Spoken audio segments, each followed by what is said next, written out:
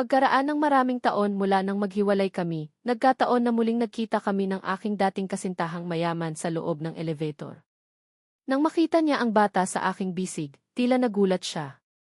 Bumalik naman sa aking alaala ang mga tagpo noong nakita ko siyang ka-holding hands ang isang sikat na mang-aawit sa isang party. Masayang-masaya sila noon. Dahil sa aking insecurities, umalis ako nang hindi nagpapaalam. Nang akmang aalis na ako, hinarang niya ako. Punong-puno ng luha ang kanyang mga mata, sinasabing ako lang daw ang mahal niya, at ibibigay niya raw ang lahat sa akin. Kaya raw niyang maging stepmother ng bata. Ngayon pala ay birthday ng ate ko. Pinatawag niya ako mula sa ibang bansa. Binuhat ko ang kanyang apo at nagpapasalamat din ako ng malaki sa ate ko sa elevator. Ngumingiti at tumatawa siya ng malakas, walang pakialam sa mga tao sa paligid. Ang ganda niya. Sabi niya. Sikat po ba siya? Tanong ng bata sa akin habang nakatitig ng malaki ang mga mata. Lumingon ako sa poster na nakadikit sa elevator. Sa una, nag-alangan ako, ngunit nakilala ko si Bea Alonzo. Pagkaraan ng maraming taon, napakalayo na ng kanyang narating sa ibang bansa. Marami na rin akong nakitang patalastas niya. Tila interesado ang bata sa kanya. Itinuro niya ang pangalan sa poster at nagtanong sa akin sa kanyang matamis na boses, paano po basahin yan?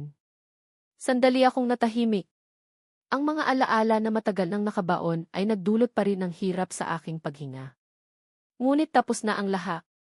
Kinurot ko ang ilong ng bata at bumulong, Bea Alonzo ang pangalan niya. Isa siyang artista at negosyante, isang napakahusay na babae, pero hindi siya angkop na maging kasintahan. Tama naman, bumukas ang pinto ng elevator at may isang babae na pumasok na may napakagandang boses. Ako ba ang pinag-uusapan ninyo? Maganda ba ako? Tumingala ang bata at tumingin sa babaeng pumasok. Nagulat siya at sinabing, ang ganda niyo rin po. Bakit po kamukha niyo yung nasa poster?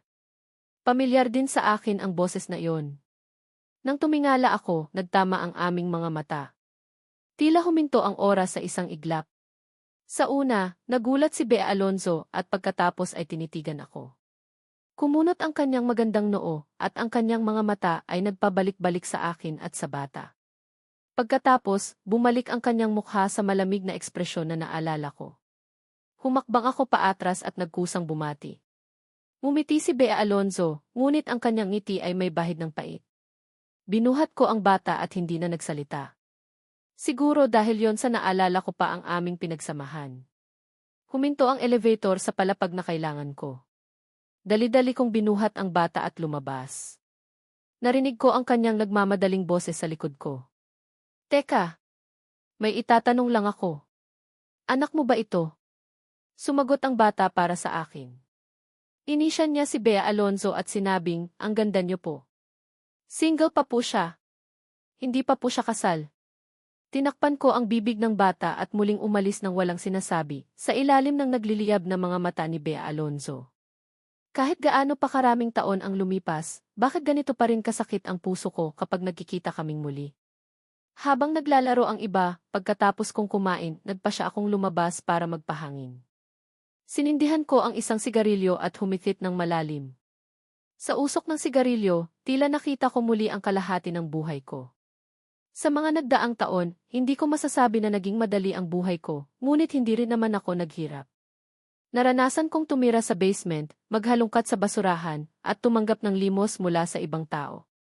Sa pinakamahirap na panahon, tiniis ko at nalampasan ko ito. Sa huli, nagkaroon din ako ng kaunting tagumpay. Gayunpaman, ang mga sugat at insecurities ng mga nakaraang taon ay hindi kailanman mawawala.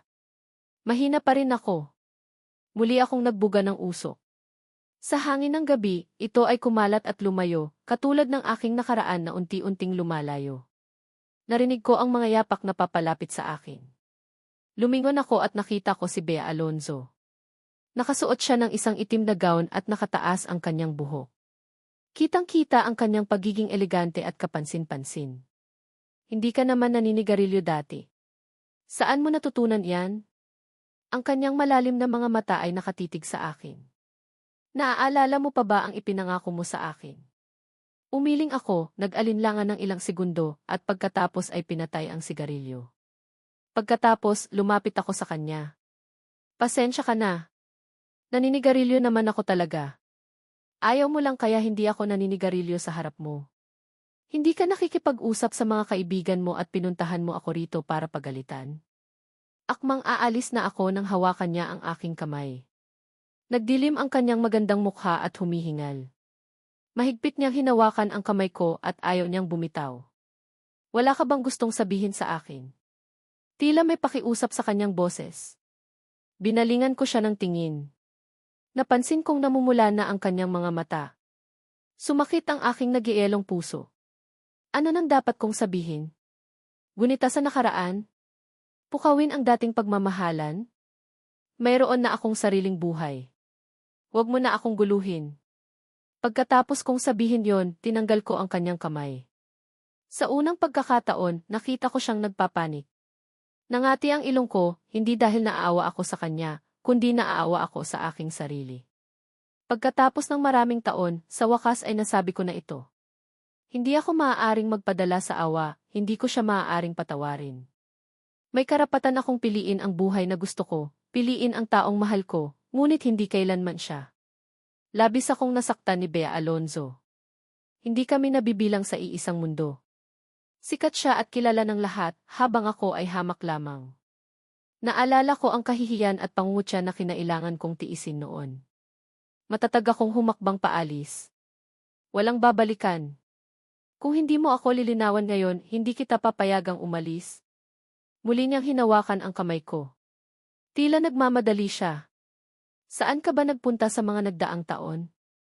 Marami akong tinanong pero walang nakakaalam kung nasaan ka. Alam mo ba kung gaano ako natakot? Hindi ka galit sa akin, di ba? Kalmado kong inalis ang kanyang kamay. Anong hahanapin mo sa akin? Ano ba ako sayo? Isang aso. Kapag kailangan, tatawagin mo ako, kapag hindi na, itataboy mo ako. Ano nang hahanapin mo sa akin? Hindi ko sinasadyang maliitin ang aking sarili, sinasabi ko lang ang totoo. Ang pagkawala ko ay katumbas lang ng pagkawala ng isang ordinaryong aso. Kung masaya siya, maaari akong makakain ng kaunting laman. Kung hindi siya masaya, gutom na lang ako. Minsan, mapapagalitan pa ako. Hindi ako itinuring bilang kasintahan, kundi isang aso lang. Napagtanto ko na hindi kami nabibilang sa iisang mundo. Hindi niya ako pahahalagahan. Dahil nakikinig ako sa kanya. Hindi nagsalita si Bea Alonzo. Nakatitig lang siya sa akin, tila sinusubukang basahin ang aking isip. Hayop ka. Pagkatapos mo akong gamitin, itatapon mo na lang ako. Hindi mo ba iniisip ang nararamdaman ko? Itinuring mo ba akong kasintahan? Sa loob ng maraming taon, umalis ka ng walang paalam. Hindi ka man lang nagpadala ng kahit anong balita. Paano mo ako tinrato? Nagkakilala kami ni Bea Alonzo noong college. Dahil magkaklase kami, madalas kaming mag-usap at agad na nahulog sa isa't isa.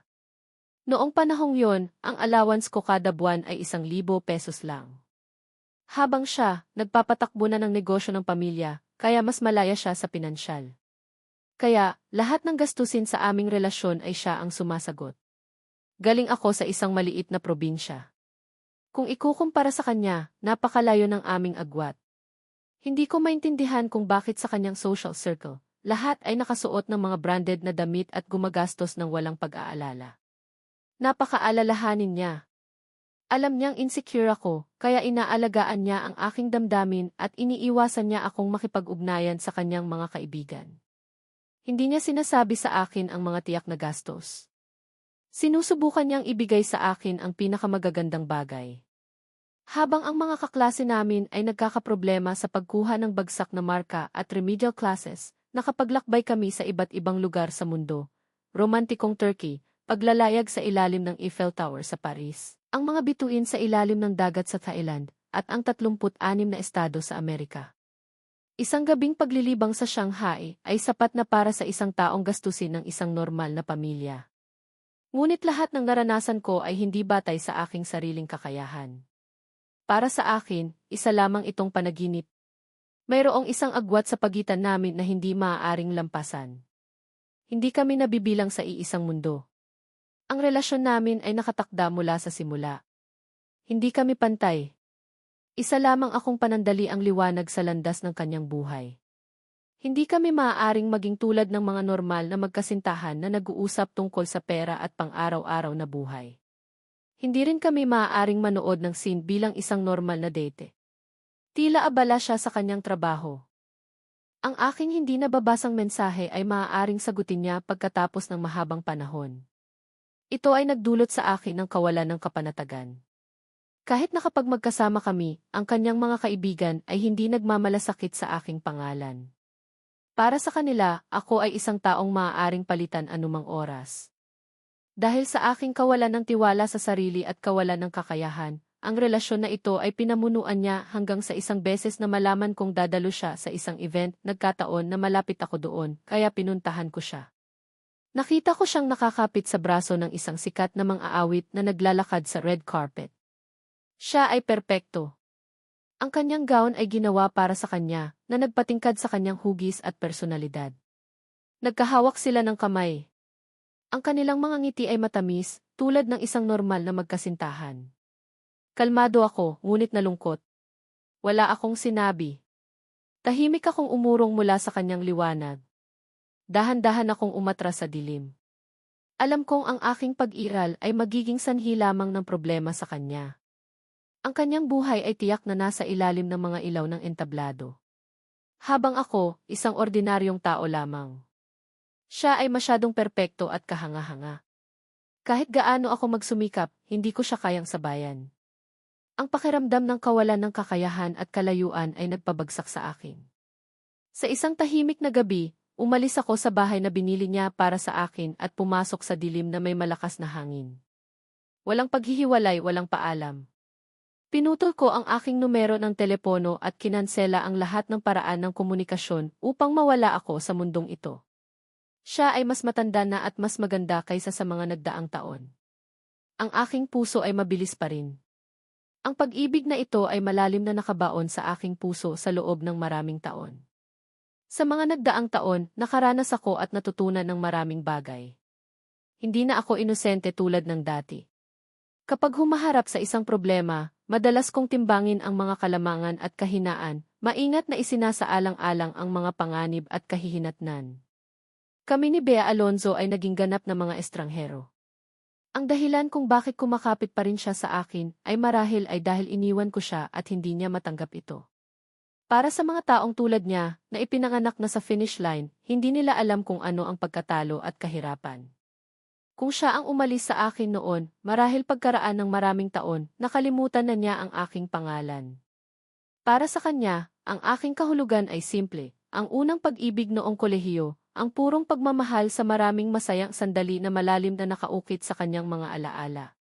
Marahil ay mahal niya ako noon, ngunit hindi ko talaga kayang tiisin. Hindi rin ako karapat-dapat sa kanya. Muli kong inalis ang kanyang kamay. Ngumiti ako ng mapait. Pasensya na dahil umalis ako noon. Ngayon, masasabi ko na sa'yo, Bea Alonzo, wala tayong patutunguhan. Ang kinakapitan mo ngayon ay wala ng halaga sa akin. Nabibilang na tayo sa dalawang magkaibang mundo. Sana sa buhay mo, mag-ingat ka. Ayokong huminto pa. Ang aking mga hakbang ay lumalayo ng lumalayo. Tila hindi naiintindihan ni Bea Alonzo ang aking sinasabi. Mabilis siyang tumakbo at hinila ako papunta sa hagdan. Ang kanyang malambot na katawan ay nagbigay ng halimuyak ng isang babae, malapit sa akin, nang walang pag-aalinlangan. Sa gulat ko, hindi ako makatakas. Itinulak niya ako sa sulok ng dingding at tumitig sa akin, habang ako ay nakaramdam ng pagkainis sa kanyang aksyon. Bea, magpakatino ka, sabi ko. Namumula ang mata ni Bea Alonzo. Matigas ang kanyang ulo at ayaw niya akong payagang umalis. Nawala na kita. Hindi na ako bibitaw pa. Bago pa ako makapag-react, buong tapang na lumapit si Bea Alonzo at hinalikan ako sa labi. Nanlaki ang aking mga mata at unti-unting bumilis ang tibok ng aking puso. Nagsimula akong magpanik at sinubukang magpumiglas, ngunit habang nagpupumiglas ako, mas humigpit ang kanyang yakap. Pagkatapos ng mahabang panahon, kumalas siya sa aking mga labi na tila pinalaya ang kanyang pananabik. Isinandal niya ang kanyang ulo sa aking balikat at mahigpit akong niyakap. Ang kanyang katawan ay bahagyang nanginginig. Bumabagsak ang kanyang mga luha sa aking balikat. Natigilan ako. Sa aking memorya, ito ang unang pagkakataon na umiyak siya sa aking harapan, tulad ng isang maliit na babae, mahina at walang magawa. Sa tahimik na hagdan, ang hininga naming dalawa na lang ang maririnig. Humihikbi si Bea Alonzo. Hindi pa ba sapat ang ginagawa mo? Ilang taon mo na akong tinatakasan? Natahimik ako. Ang aking mukha ay komplikado. Hindi ako makapagsalita. Hanggang sa sandaling ito, napagtanto ko na kahit si Bea Alonzo ay mayroon ding damdamin. Siya ay tumatawa, umiiyak. Sa huli, tao lang din siya. Bea Alonzo, naisip mo ba na darating ang araw na mawawalan ka ng kontrol? Marahil ito ay dahil hindi niya matanggap ang pag-iwan ko sa kanya noon. Gusto niyang bawiin ang kanyang paggalang, ayaw niyang matalo, ngunit pagkaraan ng maraming taon, ang mga lalaking lumalapit sa kanya ay hindi ba nagbago na? Hindi niya kayang kalimutan ang nakaraan o patawarin ako. Kaya, napunta na ako rito ngayon para manggulo. Hindi naman ako masyadong magtatagal. Hinila ko siya at sinabi, kung sinabi kong hindi kita mahal, maniniwala ka ba sa akin?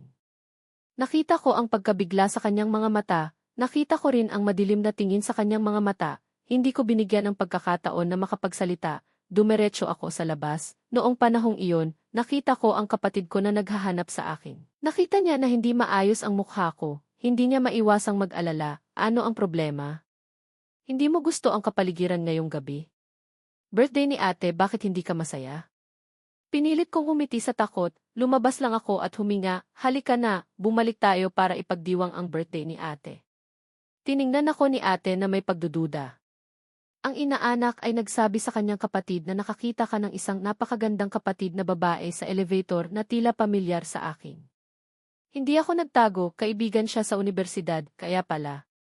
Kumislap ang sorpresa sa mata ni ate, pagkatapos ay bigla siyang natanto, hindi mo pa rin siya makalimutan, di ba? Kaya't sa mga nakaraang taon ay hiniling ko sa iyo na maghanap ng kasintahan, palagi mong iniiwasan, ano ang sinasabi mo?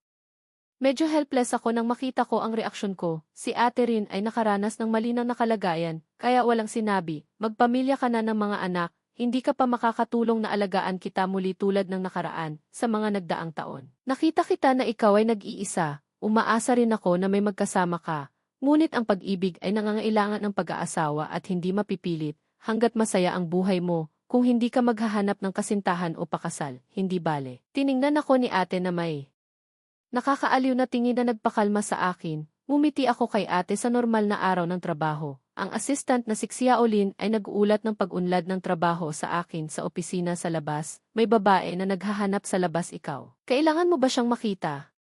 Hindi ako huminto sa ginagawa ko, ni hindi ako tumingala at nagtanong, anong pangalan niya?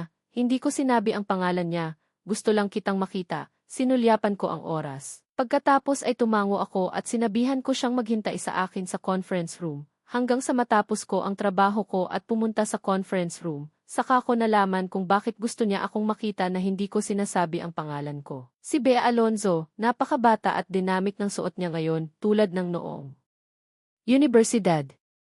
Kami ay dating magkasintahan, tanging siya ngayon ay hindi na walang muwang, ngunit nagpapakita ng alindog ng isang maisapat na gulang na babae nang makita niya akong tumulak sa pintuan, bahagyang nanginig ang kanyang mga mata. Binuksan niya ang kanyang bibig, ngunit walang boses. Medyo naiinis ako, hindi maintindihan ng babaeng ito ang mga salita. Bakit ba ako patuloy na binabastos kapag malapit na akong umalis? Dali-dali siyang nagsalita. Medyo nahihiya at hindi mapalagay.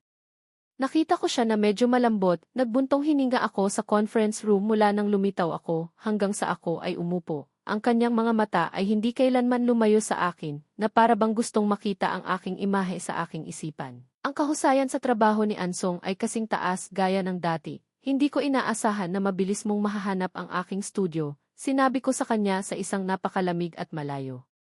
Bumalik na nakatingin na si Bea Alonzo, malinaw na nahawakan ko ang kahinaan sa puso niya. Gayunpaman, hindi siya masyadong nag-iisip, sinabi rin ni Ansong ngayon. Pumasok ka. Sabi ko sa kanya ng walang emosyon, sinasadya kong maging malamig at walang imik. Nabalitaan ko na isa kang sikat na jewelry designer ng Balenciaga. Mayroon akong isang order na gusto kong ipagawa sa iyo. Pagawa sana ako ng diamond ring. Nang marinig ko ito, bigla akong nagka-interes. Hindi dahil sa kanya, kundi dahil sa kasabihan na kapag may pera, dapat kumita.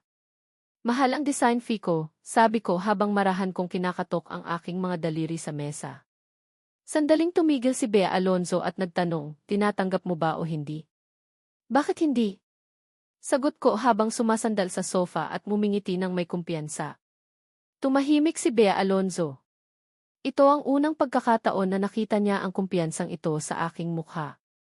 Kailangan kong malaman kung para saan ang singsing para makapagbigay ako ng angkop na disenyo, sabi ko. Napakatindi ng tingin ni Bea Alonzo, napakalambing. Isang lambing na hindi ko pa nakikita noon. Medyo nagulat ako at muntik ko nang matumba ang tasa ng kape sa mesa. Nang mapagtanto ko ang aking reaksyon, dali-dali kong itinuwid ang sarili ko. Congratulations, sabi ko, kalmado sa labas, pero sa loob-loob ko, naguguluhan ako. Sinong balak niyang pakasalan? Yung singer ba noon? O ibang tao na hindi ko kilala? Bakit ko ba iniisip to? Tonet naman, isa lang siyang babae na hindi ka mahal. Bakit ka nagkakaganyan? Kung hindi mo kaya, sabihin mo sa kanya. Bahagya siyang humiti, tila alam na alam niya ang aking pagkukunwari. Mas naging relax siya at kontrolado ang usapan, katulad noong kami pa. Tila lagi niyang kayang kontrolin ang lahat, pati na rin ang puso ko. Simple lang, sabi ko para pigilan ang nararamdaman kong pait at huwag nang mag-isip pa. Umiti ako pero pilit. Kung may iba pang design request si Amy Alonzo, maaari kang makipag-ugnayan sa aking assistant. Magbibigay ako ng design para kumpirmahin, sabi ko, tumayo at inayos ang aking fitted suit. Handa na akong umalis pero tinawag niya ako. Hindi na kailangan ng iba. Direkta na lang ako sa'yo makikipag-ugnayan. Ang taong gusto kong pakasalan ay mapili. Susundin niya ang lahat ng sasabihin mo. Kung hindi niya magustuhan ang design, mahihirapan ako. Ayokong magalit siya sa akin. Nagdududa ka ba sa kakayahan ko? Nainis ako sa kanyang sinabi. Hindi naman, sabi ni Bea Alonzo habang nakangiti. Nagmumukha siyang reyna na hawak ang lahat. Tonet, matagal na rin naman tayong magkakilala. Hindi mo ba ako tutulungan sa bagay na to? Gusto mo ba talagang pahirapan ako? Sabi niya habang bahagyang itinataas ang kanyang baba. Tila nagbibigay siya ng senya sa mga katrabaho ko sa labas ng conference room. Malinaw ang banta. Talunan na ako. Ayokong malaman ng mga katrabaho ko sa opisina ang tungkol sa dating relasyon namin. Kinuha ko ang aking telepono para idagdag siya sa WeChat. Ngumiti siya. Hindi niya maitago ang kanyang kagalakan. Matapos makuha ang aking WeChat, hindi na ako ginulo ni Bea Alonzo. Hindi siya nagpadala ng kahit anong mensahe. Ni hindi niya tinanong ang tungkol sa progreso ng design. Ang tanging contact namin ay ang notification noong unang araw. Natuwa ako sa nangyari. Unti-unti ko nang nakalimutan na may isang Bea Alonzo sa listahan ko.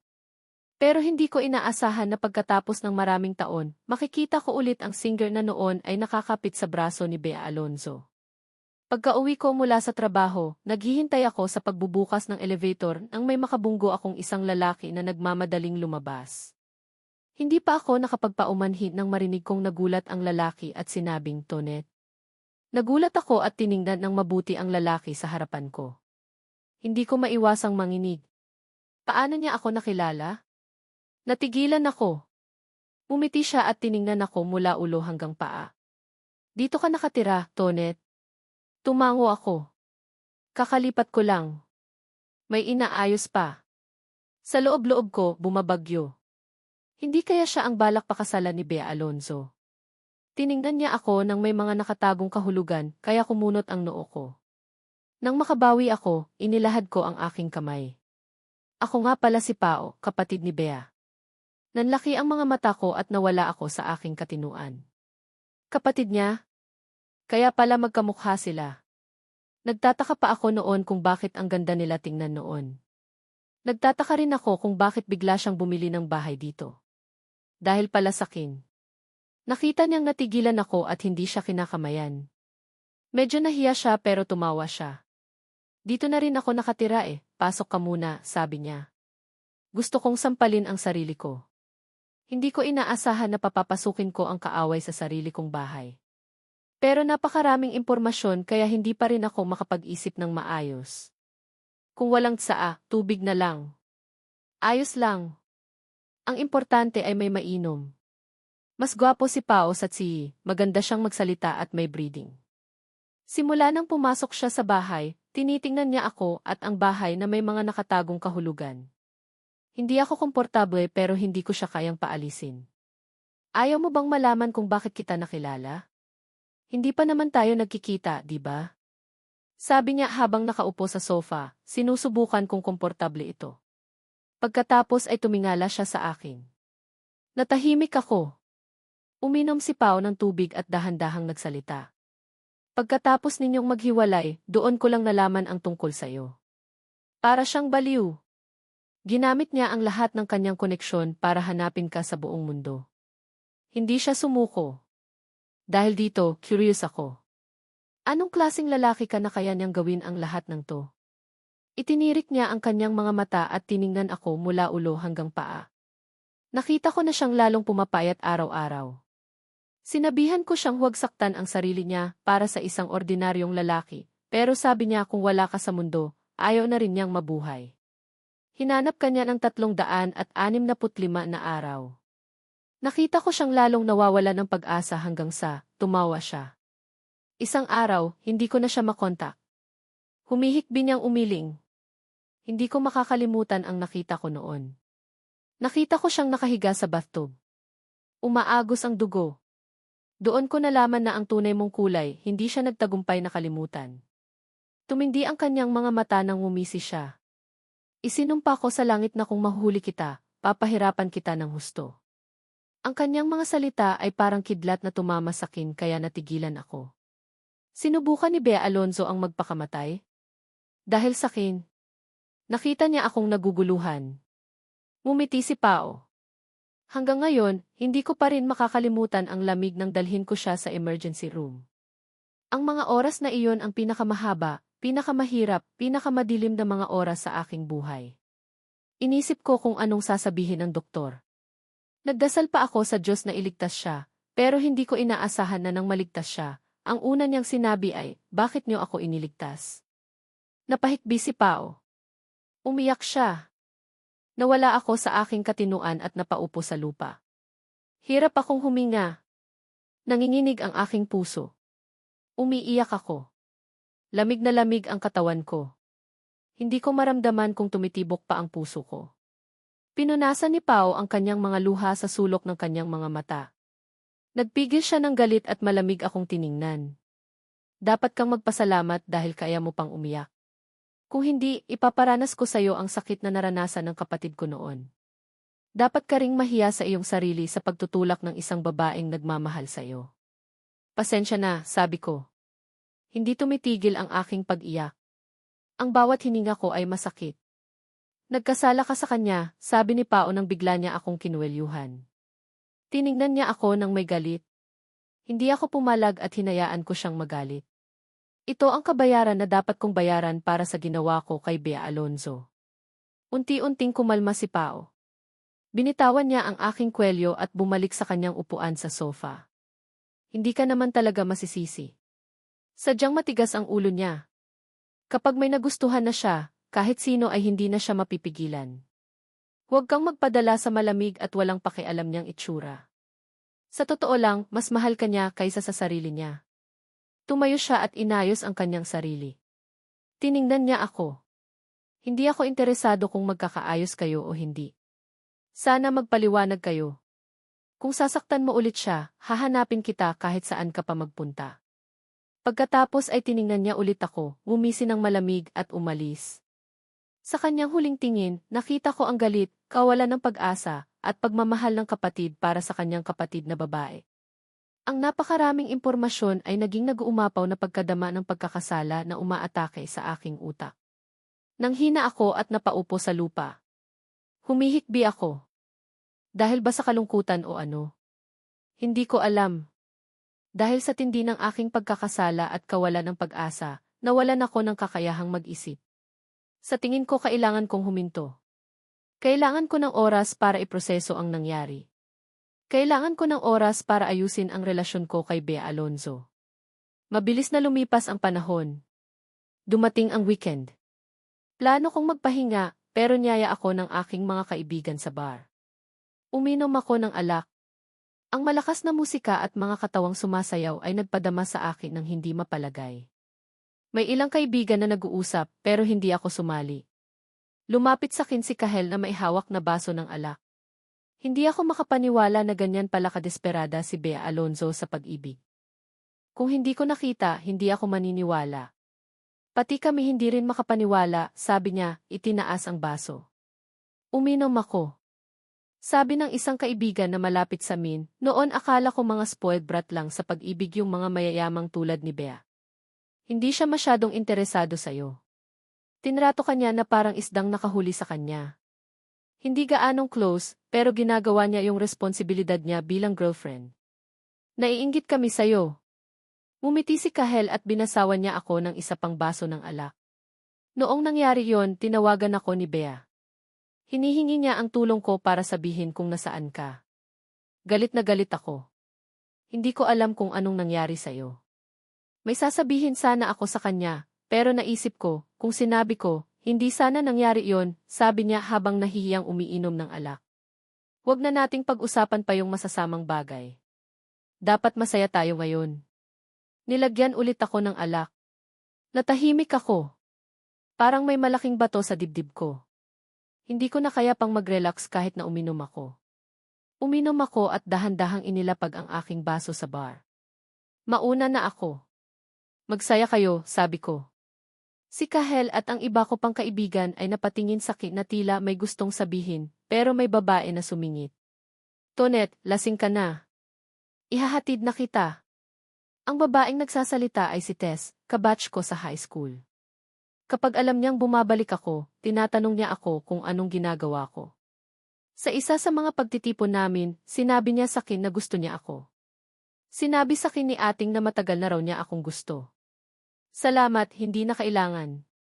Makakasakay ako ng taxi, sabi ko sa kanya ng may ngiti. Mukhang hindi siya komportable.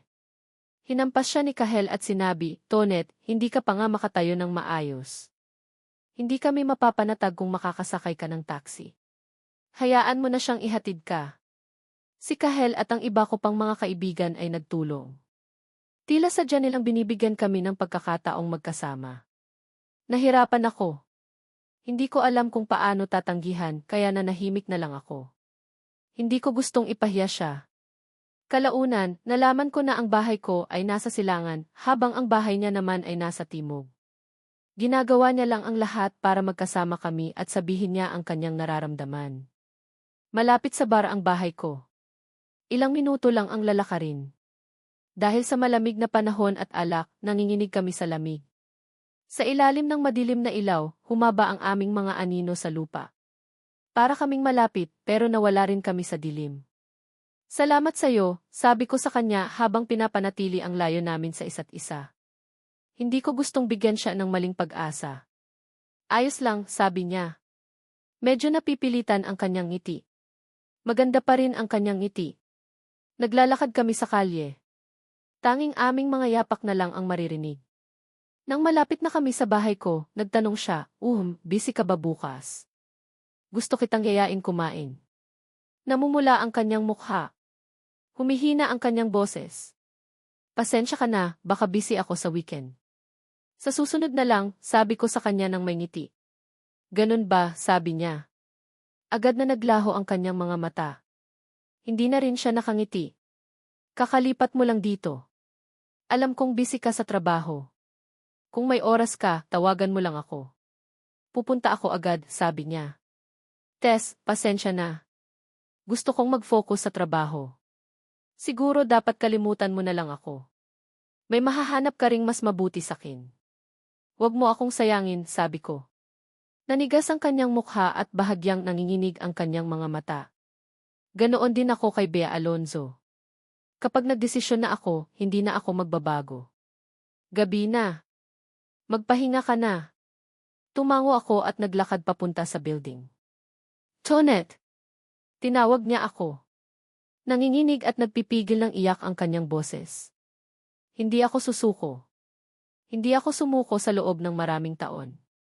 Hindi ako susuko dahil sa sinabi mo. Maghihintay ako hanggang sa mapansin mo ako. Pagkatapos ay tumakbo siya palayo. Huminga ako ng malalim at pumasok sa building. Itinago ni Tess ang kanyang nararamdaman para sa akin at sumunod sa akin sa dilim. Sino-sino ako? Hindi ko alam kung ano ang pag-ibig. Siguro hindi ko na malalaman. Ang alam ko lang, ang pag-ibig ay isang bagay na nakakasakit. Nagpapahirap sa lahat ng mahuhulog dito, tulad ni Tess. Kahit alam niyang hindi kami pwedeng maging magkasama, umaasa pa rin siyang matutunaw ang aking nagielong puso at matatanggap niya ang kanyang pagmamahal. Sa kasamaang palad, ang pag-ibig ay hindi tungkol sa emosyon. Ang paghanga ay hindi pag-ibig. Sa kanyang pagmamahal, ang tanging isasagot ko ay ang aking pagiging malamig. Sumakay ako sa elevator. Pagkabukas ng elevator, nakaramdam ako ng matapang na amoy ng alak na nagpaubo sa akin. Nakita ko si Bea Alonzo na nakaupo sa sahig sa harap ng pintuan ng bahay ko. Kalat ang mga bote ng alak. Hindi ko siya makilala. Wala na ang eleganteng Bea Alonzo. Ngunit kahit ganon, hindi pa rin mawala ang kanyang ganda. Ilang bote na ba ang nainom mo? Tanong ko habang nakakunot ang noo. Tumingala siya sa akin na may mga mata na nagmamakaawa. Umiiyak siya. Nagkatinginan kami ng matagal bago siya napangiti ng mapait. Tumulo ang kanyang mga luha. Tila may gustong sabihin na para bang may nakabara sa kanyang lalamunan. Anong problema? Tanong ko. Kumirot ang puso ko. Hinawakan ko ng mahigpit ang aking kamay. Sinubukan kong maging kalmado. Sino yung babaeng naghatid sa'yo? Nagkikita na ba kayo? Nanginginig ang kanyang boses. Lalo pa siyang nanghina na para bang ginamit niya ang lahat ng kanyang lakas. Hindi niya makita dahil sa luha, pero pinipilit pa rin niyang dumilat para makita ako. Natigilan ako. Ganon ba siya kalasing kaya nagawa niyang magtanong ng ganon? Sumikip ang aking dibdib. Huminga ako ng malalim bago sumagot, wala kaming relasyon. Sandali akong nag-alangan bago lapitan siya para tulungan siyang tumayo. Lasing ka na, iuwi na kita. Bigla niya akong itinulak at bumagsak sa lupa. Umiyak siya na parang bata. Umiling siya habang kinukutya ang kanyang sarili. Bakit? Hindi ko maintindihan. Ano ba ako sa'yo? Sigaw niya sakin. Natutuwa ka ba kapag nakikita mo akong ganito? Pinulot niya ang isang bote ng alak at balak itapon sakin, pero nag-alangan siya at ibinaba rin.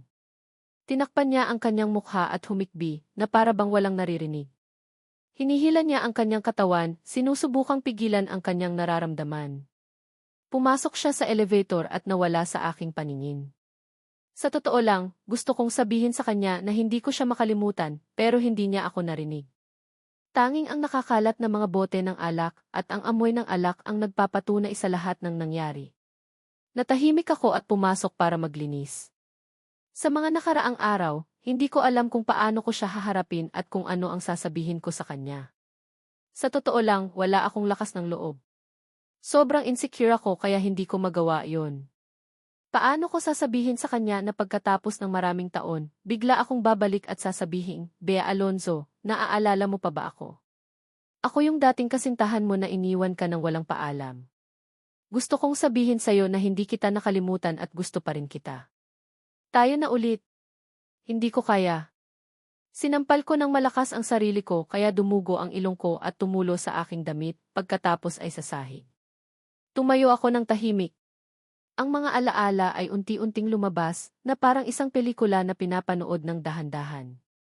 Naaalala ko pa na ang taong 23 taong gulang ako ang pinakamasayang araw sa buong buhay ko.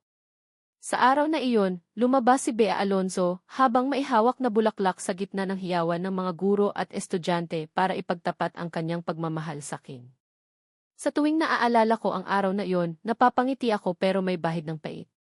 Sinabi niya na kahit anong mangyari, ako lang ang mamahalin niya. Pagkatapos ay nagyakapan kami at naghalikan habang naghihiyawan ang lahat. Naaalala ko rin na sa maraming gabi, nagigising ako dahil sa aking mga bangungot. Laging hinahaplos ni Bea Alonzo ang aking likod at sinasabing, ayos lang. Nandito lang ako. Hindi kita hahayaan na kunin ang mga halimaw sa iyong mga bangungot. Sa tuwing naririnig ko iyon, ngumingiti ako at nakakatulog ng mahimbing sa kanyang mga bisig. Pero nang magising ako, napagtanto ko na panaginip lang pala ang lahat. Nang maramdaman ko ang lamig na dulot ng kumot, doon ko nalaman kung gaano ko kamahal ang kanyang yakap. Wala akong magagawa. Sobrang duwag ko. Sobrang insecure ko kaya hindi ko kayang tumingin. Hindi ko masabi sa kanya kung gaano ko siya kamahal at kung gaano ko siya naaalala. Natatakot ako. Natatakot akong kapag nalaman niya, lalayuan niya ako. Sobrang makasarili ko kaya hindi ko maibabahagi ang kanyang pagmamahal sa ibang lalaki. Kaya kahit naghihirap ako sa ibang bansa, hindi ako umuuwi. Baka marinig kong kasal na pala siya. Bigla akong nagising at napaupo. Pawis na pawis ako. Agad kong itinuwid ang aking sarili at tiningnan ang oras sa pader. 2:30 ng umaga. Hindi pa ako nakakatulog ng 3 oras. Nakaramdam ako ng uhaw kaya tumayo ako para kumuha ng tubig. Bigla namang tumunog ang aking telepono. Isang hindi pamilyar na numero. Nag-alangan ako pero sinagot ko rin. Agad kong narinig ang ingay. Hello? Nandyan ka ba? Sa gitna ng ingay, may masayang boses na sumagot. Hello? Si Tonet ka ba? Kaibigan ako ni Bea Alonzo. Sa wakas sinagot mo rin. Natahimik ako. Anong kailangan mo? Sabi ko. Hindi niya ako marinig. Sumigaw siya ng malakas, pumunta ka na rito. Hindi ko alam kung bakit nagkakaganyan si Bea. Bigla na lang niya kaming niyayang mag-inom at ang dami niyang nainom. Hindi namin siya mapigilan. Uminom siya ng 12 bote at nawalan siya ng malay. Nakikita ko pa rin ang conversation namin sa WeChat. Nagtatype siya pero binubura rin. Hindi niya maipadala. Sa tingin namin tungkol sa'yo ito. Please pumunta ka na rito. Sumingit ang isa pang babae, tinatawagan kanya ng 1,000 beses. Nang marinig ko ito, nanginginig ang kamay ko. Pupunta na ako. Pinatay ko ang tawag at nagbihis. Mabilis akong pumunta sa bar. Nang dumating ako, nakita ko ang kaibigan ni Bea Alonzo na nag-aalala at tumitingin. Ikaw ba yung tumawag sakin? Dali-dali akong lumapit sa kanya. Natigilan siya bago ako makilala. Hinilan niya ako papasok. Sa wakas dumating ka rin. Ang dami niyang binabanggit tungkol sa'yo. Sa pagkarinig ko nito, napatigil ako. Lumingon siya at nagtataka, bakit ka tumigil? Wala, sabi ko. Umiti ako at sumunod sa kanya papasok sa silid. Nang pumasok ako, nakita ko si Bea Alonzo na lasing. Sayang na sayang siya, pero ang kanyang posisyon ay maayos pa rin. Hindi mo masasabing umiinom siya para magwala. Ang kanyang maputing balat ay lalong naging mapula dahil sa alak, kaya lalo siyang gumanda. Sa tulong ng mga kaibigan niya, binuhat ko siya papunta sa likod ng kotse. Salamat sa inyo, sabi ko sa kanila. Tumango ako sa kanila. Bubuksan ko na sana ang pinto nang tawagin ako ng kanyang kaibigan. Tonet, wait lang. Natigilan ako at nagtataka. Medyo nahihiya rin sila. Alam naming weird na tawagin kang Tonet ngayon, pero lagi niyang sinasabi sa amin na ikaw yung mahal niya at ikaw lang ang pwedeng tawaging Tonet. Kahit na malayo kayo sa isa't isa, nasa labas kami ng bar. 3 oras ng umaga. Malamig. Hindi ko alam kung ano ang gusto nilang sabihin. Humawak ako sa pinto at mumiti. Hindi niyo pa pala alam ang pangalan ko. Napansin ko talaga yon. Kahit na hindi niya ako pinipigilan na makipagkaibigan sa inyo, mukhang hindi niyo ako masyadong tinanggap. Hindi pa ninyo ako tinatanong tungkol sa akin. Ngayon, bigla niyo na lang akong tinawag na Tonet. Sobra na yon para sa akin. Nagkakamali ka, sabi ng isa sa kanyang mga kaibigan. Alam na namin ang pangalan mo dahil lagi kanyang binabanggit. Palagi na lang Tonet, Tonet. Gusto kanya at gusto niya kayong magkasama. Nahihiya silang umiti. Sobrang concerned siya sa nararamdaman mo. Alam niyang napapansin mo yon, kaya hindi kami masyadong nakikipag-usap sa'yo kasi baka magulat ka. Pero gusto ka namin at gusto namin kayong magkasama. Kapag nagkukwento siya tungkol sa inyong dalawa, sobrang saya niya. Nagbago ang kanilang mga mukha nang umalis ka. Hindi na siya sumasaya. Nanunumpa kami na siya ay single sa mga nakaraang taon. Ikaw lang ang kinikilala naming boyfriend. Tonet, hindi siya masaya sa mga nakaraang taon. Kami bilang kaibigan, nasasaktan din kami. Basta, tanungin mo siya kapag nagising na siya. Sa pagkarinig ko nito, gumaan ang aking pakiramdam. Huminga ako ng malalim at ngumiti sa kanila. Salamat, sabi ko. Alam ko na ngayon. Alam ko na kung gaano ko kaduwag noon. Sobrang pinoprotektahan pala niya ako. Ang kanyang mga kaibigan ay hindi ako kinakahiya. Hindi nila ako tinitingnan ng iba. Akala ko hindi nila ako masyadong binibigyan ng pansin dahil hindi ako kasing yaman nila. Akala ko isa lang akong dumaraan na maaaring palitan anumang oras. Ngayon alam na pala nila ang lahat tungkol sa akin. Wala na akong tinatago. Sila rin, bahagi na rin ako ng kanilang mundo. Pinagsisihan ko ang aking mga ginawa at sinampal ko ulit ang aking sarili. Sa mga oras na hindi ko alam, napakarami na palang nagawa si Bea Alonzo para sa akin. Bea, gaga ka. Bakit mo ako pinoprotektahan ng ganon? Paano pa kaya ang hindi ko alam? Ang maikling 15 minutong biyahe ay napakahaba na para bang naranasan ko ang buong buhay ko. Hindi pa kami nakakarating, gising na si Bea. Hindi siya nagsalita o gumulo. Nang makababa kami, tinanggihan niya ang tulong ko, pero hindi niya kaya dahil sobrang lasing siya. Kinailangan niya akong hawakan. Habang paakyat kami, nakasandal siya sa dibdib ko. Tahimik niyang pinapakinggan ang tibok ng puso ko. Tahimik na rin ako hanggang sa malapit na kami. Bakit ka bumili ng bahay sa tapat ng bahay ko? Tanong ko. Medyo nanigas ang katawan niya, pagkatapos ay tumapang siya at niyakap ako. Gusto ko lang maging malapit sa'yo, sabi niya. Gusto lang kitang makita ng madalas. Pagkabukas ng pinto ng elevator, hindi ako sumagot. Hinawakan ko siya. Nang nasa harap na kami ng kanyang pinto, nagpapakyut siya, na para bang sinasabing, iiwan mo ba talaga ako sa isang malamig na bahay? Hindi pa rin ako nagsasalita. Tumango lang ako sa kanya para ipahiwatig na dapat na siyang pumasok. Pagkatapos, lumingon na ako. Nang makapasok siya ng code sa kanyang pinto, sasabihin ko na sanang, magpahinga ka na. Mag-usap na lang tayo bukas, pero bigla niya akong itinulak papasok. Hindi ako makapagbalanse at nahulog ako sa sofa. Sumara ang pinto. Nawala ang ilaw. Itinulak niya ako sa sofa at hinalikan ako. Sa lakas ng alak, humalik siya na para bang wala ng bukas. Hindi ako makahinga. Hindi na niya makontrol ang kanyang sarili. Sumabog ang kanyang pagmamahal. Hindi ako pumalag. Inakap ko siya ng mahigpit at sinubukang sabayan ang kanyang pagmamahal. Matagal niya akong hinintay sa madilim. Nang maramdaman ko ang aking pagmamahal, nanginginig ang katawan niya. Tonet, naaalala kita. Sobrang miss na kita. Hindi kita kayang iwan. Patawad. Hindi ko dapat hindi pinakinggan ang mga paliwanag mo. Hindi ko na kaya pang mawala ka ulit. Kinailangan kitang makita. Patawad. Nakayakap ako sa kanya. Humihikbi siya. Sa sandaling iyon, para siyang bata na nagkamali. Nais niya ang aking tawad. Ang tagal ko nang hindi nakita ang kanyang pagkababae. Kaya ko nang maramdaman ang init ng aking mukha at ang bilis ng tibok ng aking puso. Nakikita ko na rin ang kanyang mapulang pisngi. Mickey, may gusto akong sabihin sa'yo, sabi ko habang yakap siya. Ipinaliwanag ko na totoong ang nagtapat siya, ngunit may isang babae sa aking puso na hindi siya pwedeng palitan, kaya hindi ko siya magugustuhan. Sino iyon? Nahihiya niyang tanong. Sinabi ko na sa kanya na gusto niya ako. Hindi ko sasabihin, sabi ko habang hinahalikan ang kanyang noo. Tumawa siya. Nakakalimutan mo na ang lahat. Sa sumunod na umaga, nagising ako sa kanyang kama. Mahimbing pa rin siyang natutulog sa ilalim ng kumot. Hindi ko mapigil ang halikan siya. Gumalaw ako ng marahan.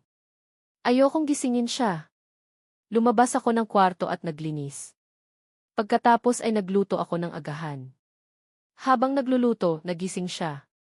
Nagulat siya at tumakbo palabas ng kwarto. Nang makita niya akong nagluluto, natigilan siya. Agad niya akong niyakap. Akala ko panaginip lang ang lahat. Akala ko wala ka na. Hindi, nandito lang ako, sabi ko habang hinahaplos ang kanyang buhok. Maghilamos ka na. Tapos na ang agahan. May mais dyan. Gusto mo yon, di ba? Sabi ko at bahagyang hinampas ang kanyang puwit.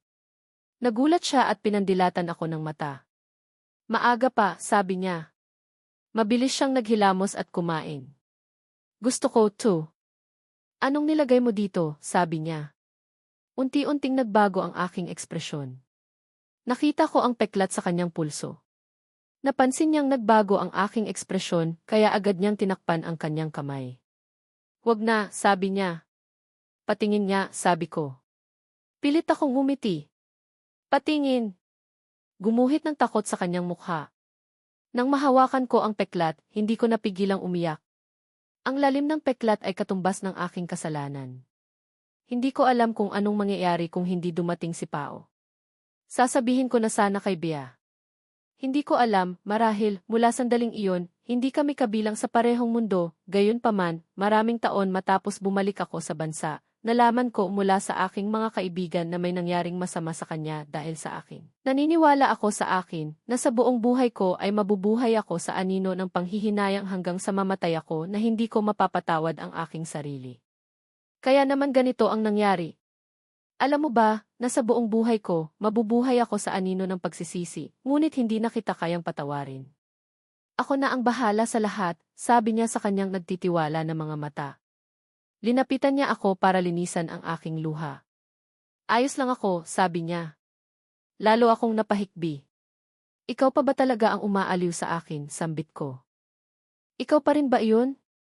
Hindi ko na kinaya, kaya sinubuan kita at dinilaan ang iyong likod, at nilanghap ang iyong hininga, alam mo ba, wala akong kakayahan na hanapin kita. Nakita ko siyang nakatulala habang nilalapat ang iyong kuko sa balikat, at inililipad ang aking ulo sa mga yakap ko, upang bigyang proteksyon. Wala na bang ibang maihahain sa akin, na hindi mo na rin matatanggap? Ako ang kumausap na magpapaasa sa iyo, sa mga nagdaan sa pangitang pangyayari sa akin, dapat pala ay ipinagdiwang na kita. Ang gabi at luha sa paningin ay tila walang kabuhayan. Naramdaman ko ang iyong ganda sa gabi, at nais kitang muling maging katabi, muli kang bumalik sa puso at ipinangako kitang babaguhin, ipamumuhay na ako'y iyong kasintahan. Sa lahat ng kinakailangang maghintay, hihintayin kita, sa aking buhay ikay maging asawa. Malinaw na, siya ang napinsala, ngunit bakit ganito ang sakit na nararamdaman ko? Mahigpit ko siyang niyakap na parang gusto ko siyang ipasok sa aking dibdib at hindi na siya pakawalan pa. Ang sama-sama at komplikadong mga emosyon ay mahirap ipaliwanag. Alam mo ba, bulong niya, mula nang magdesisyon akong sumama sa'yo, ikaw na ang pinili ko sa buong buhay ko. Sa'yo lang ako. Ipinapangako kong magpapakasal ako sa'yo. Ako ang magiging pinakamasayang babae sa mundo. May bahid ng lambing ang kanyang boses, habang bumubulong siya sa aking tainga, tinutusok ang manipis na depensa ng aking kawalan ng katiyakan. Ang tanging masasabi ko lang ay, pasensya na, nahirapan ka sa mga nakaraang taon. Huwag ka nang umiyak. Magagalit ako. Linagay niya ang kanyang kamay sa aking mukha at pinunasan ang luha sa aking sulok ng mata at sa huli, marahan niyang hinalikan ang aking mga mata para pigilan akong umiyak. Tonet, galit na galit ako sa'yo. Bakit mo ako iniwan? Bakit hindi kita kayang kalimutan? Gusto talaga kita. Sa'yo na ako sa buong buhay ko, sinabi niya ng may sakit. Sa pagkarinig ko sa mga salitang iyon, mas niyakap ko siya ng mahigpit. Inamin ko na noon na masyado akong sensitibo at makasarili. Hindi mo masisi ang kawalan ng katiyakan. Hindi mo masisi kung hindi mo nakikita ang pagkakamali mo. Tumanggi ako makipag-usap at makipagpalitan. Sinubukan kong paniwalaan na totoo ang nakikita ko. Alam mo, hindi mo pwedeng husgahan ang isang tao sa kanyang panlabas na anyo. Hindi lahat ng nakikita mo ay totoo. Masyado tayong maraming hindi pagkakaunawaan at pagkabigo dahil hindi natin kayang makipag-usap sa isa't isa sa tamang panahon. Napakahalaga na hindi natin sinukuan ang isa't isa pagkatapos ng maraming taon. Ngayon, hindi natin pwedeng sayangin ang pagkakataong ito. Dapat tayong umupo at mag-usap. Sa totoo lang, nang kasama kita, sobrang insecure ko. Wala akong pakiramdam ng seguridad, bulong ko. Noong panahong yon, pinapatakbo mo na ang negosyo ng iyong pamilya at malaya ka sa pera. Ang mga kaibigan mo ay nagmumukhang mga prinsesa at prinsipe na marangya. Sa kabilang banda, ako ay isang normal na estudyante sa kolehiyo na walang mayaalo.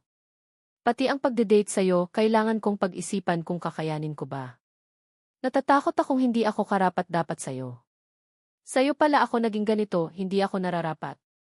Hindi ko magawang ibahagi sa'yo ang masasayang balita. Nahihiya akong sabihin sa'yo ang mga problema ko. Pinananatili ko ang lahat sa loob. Alam kong abala ka at pagod na, kaya kung pinoproblema pa kita lalo mo akong kamumuhian. Sa relasyon na to, ako'y nasasaktan ng dahil sa gagamit mo. Bigla akong tinigilan ni Bea Alonzo. Nakita ko ang pagkabigla sa kanyang mga mata. Malinaw na hindi niya iniisip na ganito ako mag-isip. Puno ng panghihinayang ang kanyang mga mata. Hinawakan ng kanyang daliri ang aking labi. Huwag ka nang magsalita, sabi niya. Hindi ko naisip na ganito ang tingin mo sakin. Alam niya na kung bakit naghihirap ang puso ko. Nangyari ang maling pagkakaunawaan. Sorry Atonet, hindi ko alam na ganito karami ang ating hindi pagkakaunawaan, sabi niya habang yakap ako. Humihikbi siya sa aking balikat. Hinahaplos niya ang aking likod na para bang inaaliw niya ang isang bata. Gumagaan ang aking pakiramdam. Alam mo ba kung gaano kita kamahal? Bago pa man ako makasagot, umiling na ako. Totoo na ang unang pagkikita natin ay hindi nangyari sa eskwelahan. Ano? Nagulat ako. Paano ito naging totoo? Nagngit-ngit siya. Alam kong isa itong gaganapin na lihim at sasabihin ko. Suriin mo kung magkano ang nakatago sa akin sa aking puso, patuloy niya. Nag-usap kami noong una. Hindi pa ako makapaniwala doon, patuloy niya, noong isang madilim na gabi, nakaramdam na ang iyong ama. Nais kong magdala, nais kong mapuntahan. Kung nais mong magsimula, huwag magpabaya. Kaya't nagkasama tayo at pinag-usapan kung bakit kayo nagkahiwalay. Alam nating dalawa na gusto natin ang isa't isa sa pinakamalaking mundo. Magpatuloy kang maging mabait. Nang matapos kitang basahan, wala na akong magawa. Sino ang nag-alay ng kanilang sarili ng ganito sa isang bobo at walang kakayahan? Nagkita ang madilim na kaisipan at nagkasama sa pagsilang, ngunit sa halip na pagtawanan ay masayang kinikilala ako. At sinubukan ko ang pagbabalik tanaw na galing sa iyo. Ngayon na lang kita mahuhuli. Nang dumating sa pagkakasama, sinabi ko, hindi ako dapat nagkaroon ng pagmamahal sa pagiging ako. Kapag nilalapitan ako, ang kailangan ng damdamin ko ay ang ilagay ako sa malapit sa pangangailangan. Kung sakaling mahulog na kaagad ako, hindi ako mag-aaksaya ng oras na masabi ang pagmamahal. Ang pagiging ako sa panahong ito ay maaaring maging pangit at nag-iisa. Sabi niya, masusumbatan sa mundo.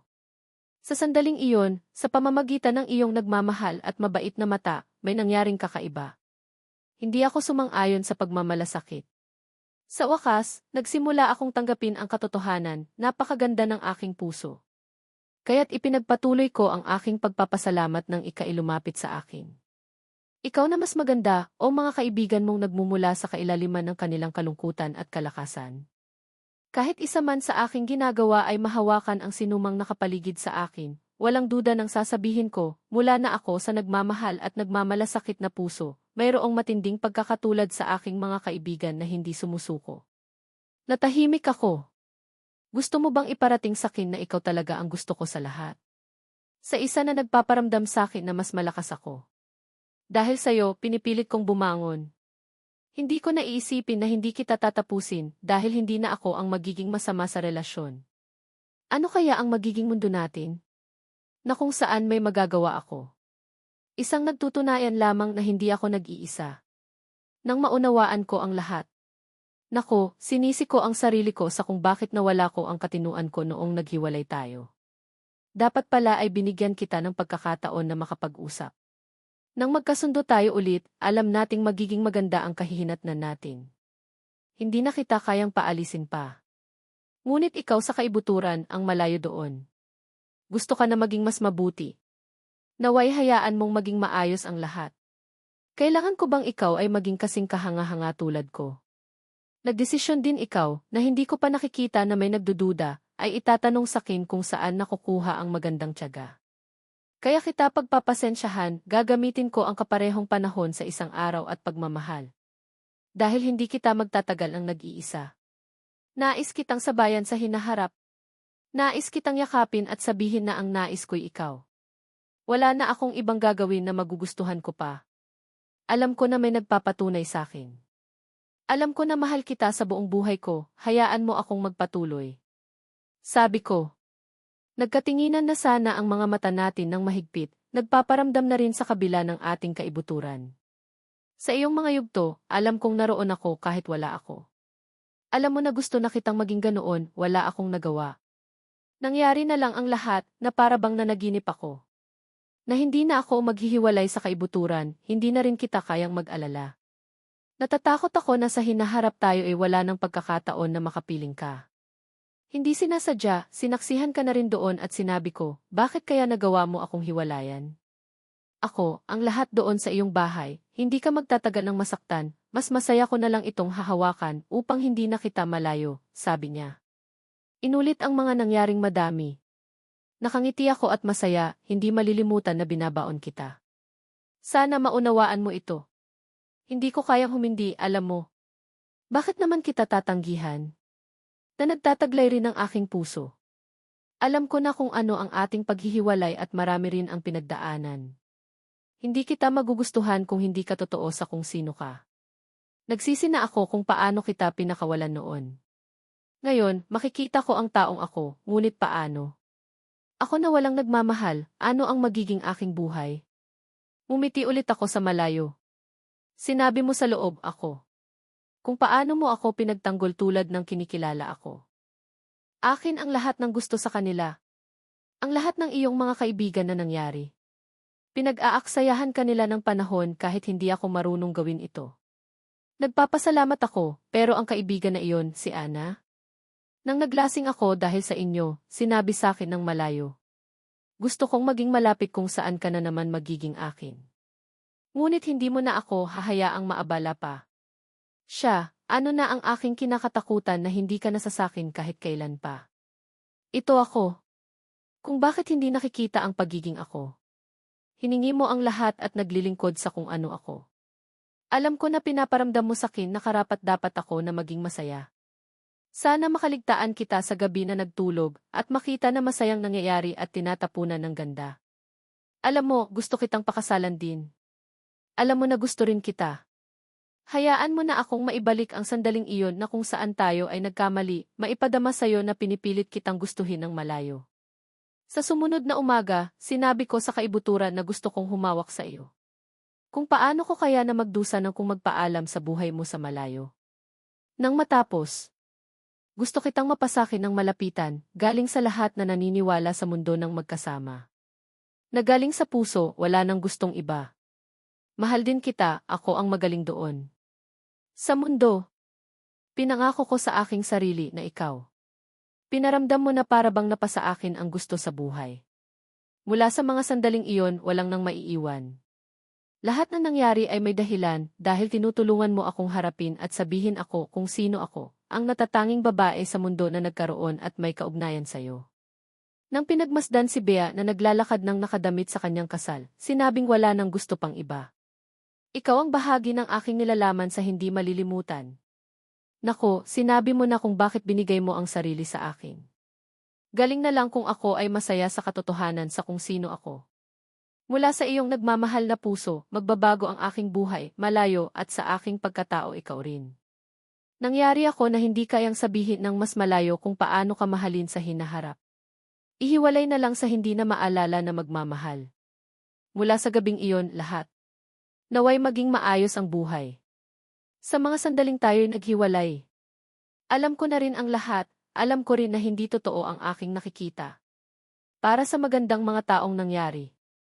At sa huli tayo na ang magkasama. Gusto kong makita ka ngayon at para sa paglalakbay sa mundo na sinasabi kung paano kita mahalin. Sana sabihin sa lahat na ang kaharian mo, ikaw ang lahat. Mula sa sandaling iyon na maglalakad ako sa labasan, hayaan mo akong malaman ang aking hinaharap sa iyo. Sa pangako na ang bawat nangyayaring masama, alam ko na kahit kailan hindi ko sinubukan. Sa lahat na, inisip na malaya tayong tatakbo. Nang ako'y naghiwalay sa ating nagmamahal na mundo, ginusto kong tapusin ang malalaking gabi para sa iyo. Mula sa hindi ka nalimutan, natandaan ko kung paano mo ako pinatatahan. Pinatutunayan ko na ang buhay ko sa iyo at sa mga darating na araw. Kahit hindi magiging tayo magkakasama, hindi sana natin itinigil at malaya pa rin tayong mamumuhay. Huwag sanang makalimutan na kung paano mo ko sinundo, ay kung paano na rin ako nakita. Marahil ay nasisisi mo ako sa pinakatatago para sa buong mundong mayroon ako sa iyo. Naway dumating ang gabi na ikay magpahinga at nagmamahal sa labas na mundo. Kung pinagmumura kita, hayaan mo akong isantabi. Sinubukan mo na ang hindi kita kayang patawarin at hahayaan na magpatuloy sa'yo kung paano mo sinundan. Kung hindi ka na makapagpatawad, sa lahat na nangyari sa akin, mula sa iyong buhay sa hinaharap, hahayaan mo ba akong makapiling ka pa rin? Nang may nagkasundo na ikaw, nagsisimula sa mga panahon na malapit ko na rin ang mga ito. Hindi na malayo mula ngayon, para sa walang nagmamahal sa sinuman, ikaw na ang matatawag ko sa buhay. Mahal kita, mula ngayon din. Sinabi ko, Mickey. Lahat na binigay ng aking buhay. Ayan. Lahat na nangyari dahil hindi ako natakot na maging ikaw. Hindi na ako naliligaw dahil sinundo mo ako. Nang magpakasal kay Tonet sa kabila, ang bawat malayo at lahat ay nanonood. Sana sa ating pagitan, hayaan na lang natin, sinabi ng nagmamahal. Nang malaman ko na walang nangyayari sa malayo, nanunumpa na kayo na may nangyayari at malaya kayong tatakbo. Nagkatinginan ang magandang mga mata niya. Nang sa huli hindi ko kayang bumitaw. At hindi na kita guguluhin. Bibilisan kita. Kailanman. Sa lahat. Naway gumanda ang buhay sa iyo, ang nagmamahal, bulong niya habang nagpakasal para hindi siya makalimutan. Sa pagtapos ng buhay para sa akin, magkakaroon kaya ako ng taong magtatapos para sa iyo. Sa mga sandaling yon, ikaw ay ang isa sa mga taong nagbigay sa akin ng malalaking lakas ng ganoon. Ngunit mas malakas pa rin sa akin ang pagmamahal ko para sa iyo at ang nagawa ko ang lahat para maalagaan ka. Sa katapusan magkasama tayong mahuhulog sa kaalaman sa hinaharap at ilayo ang ating mundo sa nangyari, ikaw ang aking pangako na maging sayo lamang. Ang pagtapos, ako'y iyong babalikan at hindi na ilalayo pa kailanman.